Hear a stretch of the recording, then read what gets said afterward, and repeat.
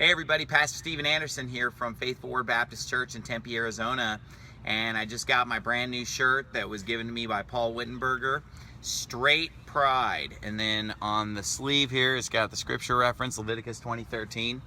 And the thing that's so cool about this shirt is that, it definitely sends a really strong message, but at the same time, it's not really too offensive. I don't see how anybody could really get offended by it, because you just say, hey, what's wrong with me being proud of being straight, right?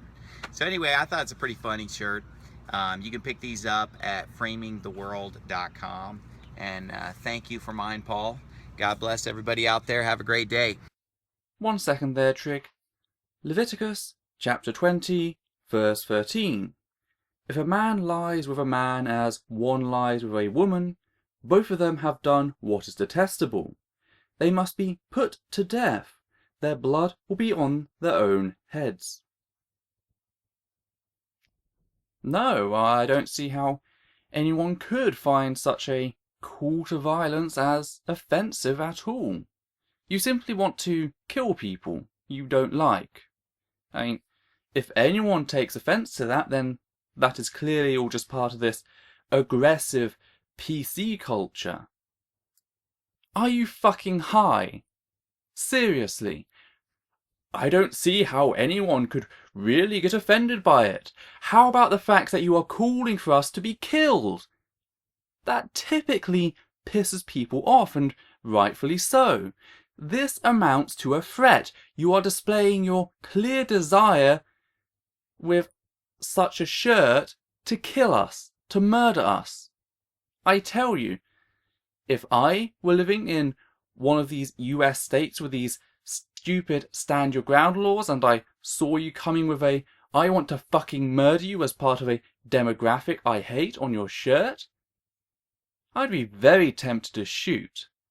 The fact that you can walk around with a reference to a literal threat written on your shirt displays how ignorance and intolerance in the face of human advancement has managed to cling on. It's this sort of crap that shows how these reactionary movements are garbage. You don't want straight pride, you want to murder LGBT plus people. You don't want white pride, you want to hurt and arrest and incarcerate people of colour. You don't want menimism to earn you a right, you want it to keep your desires to treat people in the same crap way you've treated them all this time. It's the exact same thing paraded about as true equality, because if you have one, then you have to have the other. All I can really say to that is, fuck all of you. We lose people every day thanks to your religion and the hate it has spread. It wasn't an issue until your religion made it into one. I'm really getting to the end of my rope here. Stuff like this piece of crap here, are what makes me think churches should not exist. Stuff like this makes me think Christian churches should have to pay reparations to the LGBT plus community. I believe church property should be seized and sold to pay for the damage inflicted on the LGBT plus community in the West for millennia, until you can learn to stop doing it. And by that I mean until you stop driving teenagers to suicide at kidnap conversion camps or just murdering us in the streets. This is a seed sown by your religion. You should own it until not one more dies thanks to your religious inhumanity, which you have so consciously chosen to further. The fact is, no church is innocent. Some have changed recently, but way too late. The damage it created over millennia is done. It should pay for these services to fix that wound, that chasm. All Western homophobia present today can be traced back to the Abrahamic religions, and the same is pretty much true for the rest of the world.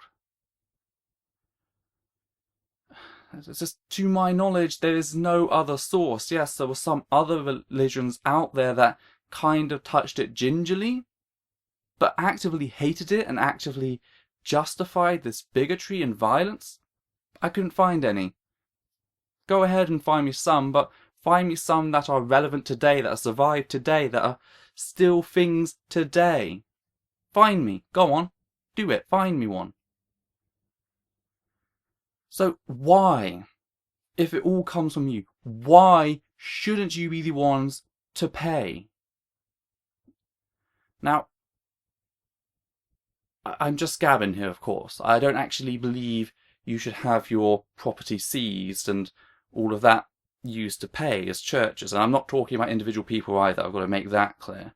But tell me, why shouldn't you be taxed? Why shouldn't you have that money taken from you and used to pay for the services which only exist because your religion has caused them to exist, or the LGBT plus services? And whilst we're at it, why not all the food for the countries where people have donated you money to go and help these countries, and rather than give them food and supplies and teach them how to better, utilize their land, you send them Bibles? Why shouldn't taxes from you go to help that, or help the people inflicted with HIV thanks to the church's anti-protection programs? Why shouldn't that be the case? Why shouldn't the church pay reparation for all the stuff it has fucked up?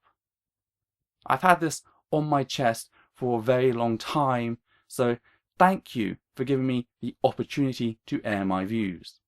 This is Essence of Thought. Take care and out.